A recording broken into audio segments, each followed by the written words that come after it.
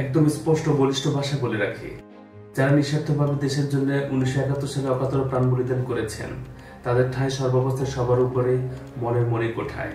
তাদের প্রতি বিনম্র শ্রদ্ধা এবং ভালোবাসা। পরকালীন জীবনে তারা ক্ষমাপ্রাপ্ত হোক এবং শহীদী মর্যাদা লাভ করুক, এটাই প্রত্যাশা। পাশাপাশি 24-এর গণবিপ্লবে যে সকল তরুণ তরুণী স্বৈরাচারী পুলিশের গুলির সামনে বুক চিতিয়ে দাঁড়িয়েছিলেন, তাদের জন্য দোয়া, সীমাহীন শ্রদ্ধা এবং অকৃত্রিম ভালোবাসা। 24-এর গণবিপ্লবের যে চেতনা, সেই চেতনাকে ধারণ করে আগামীর বাংলাদেশ এগিয়ে যাবে, এটাই প্রত্যাশা। স্বাধীনতার পর থেকে এদেশে মুক্তিযুদ্ধকে সুবিধাভোগের হাতিয়ার হিসেবে ব্যবহার করে আসছে রাজনৈতিক দলগুলো।